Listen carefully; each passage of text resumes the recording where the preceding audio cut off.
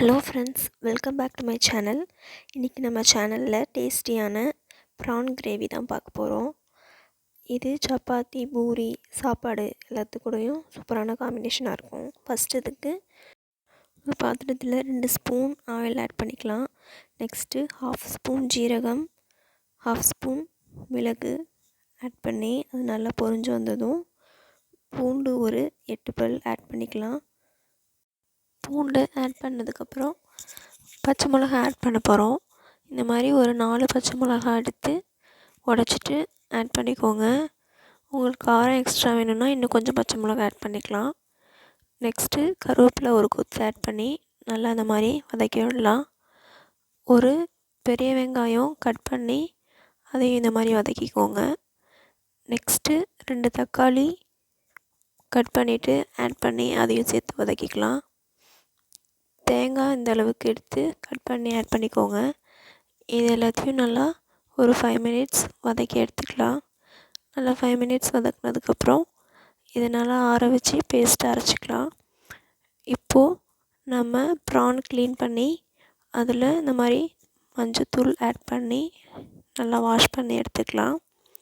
ஒரு 1/2 டீஸ்பூன் மஞ்சத்தூள் ஆட் பண்ணி இந்த மாதிரி நல்லா மிக்ஸ் பண்ணி நல்லா வாஷ் பண்ணி எடுத்துக்கோங்க.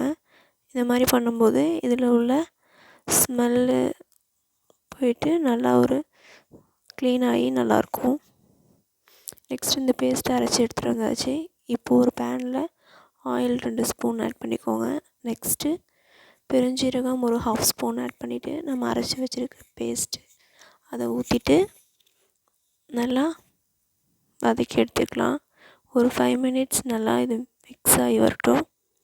நெக்ஸ்ட்டு 1/2 ஸ்பூன் மஞ்சத்தூள் ஆட் பண்ணிக்கிட்டு காரத்துக்கு தகுந்த மாதிரி ஒரு 1 ஸ்பூன் சில்லி பவுடர் ஆட் பண்ணியிருக்கேன். 1.5 டேபிள் ஸ்பூன் தனியா பவுடர் ஆட் பண்ணி அதையும் நல்லா அது மாதிரி மிக்ஸ் பண்ணி எடுத்துக்கலாம். இப்போது தேவையான அளவு உப்பு ஆட் பண்ணிக்கலாம். உப்பு ஆட் பண்ணிவிட்டு நல்லா ஒரு கொதி வந்ததும் நம்ம க்ளீன் பண்ணி வச்சுருக்க ப்ரான்ஸ் ஆட் பண்ணிக்கலாம்.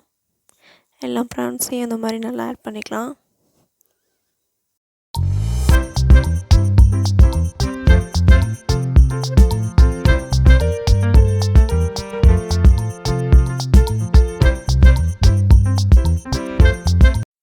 ப்ரான்ஸ் ஆட் பண்ணதும் நல்லா இந்த மாதிரி மிக்ஸ் பண்ணி எடுத்துக்கலாம். Next 1/2 tablespoon pepper powder, 1/4 tablespoon garam masala powder ரெண்டும் சேர்த்துட்டு நல்லா அந்த மாதிரி மிக்ஸ் பண்ணிக்கலாம். நல்லா மிக்ஸ் பண்ணி ஒரு 5 மினிட்ஸ் நல்லா கொதிக்க விடலாம். 5 மினிட்ஸ் ஆகிடுச்சி. இப்போ ஃபைனலாக கொஞ்சம் கொத்தமல்லி பொடியாக நறுக்குனது தூவிட்டு சர்வ் பண்ண வேண்டியதான். டேஸ்டியான சூப்பரான ப்ரான் கிரேவி ரெடி.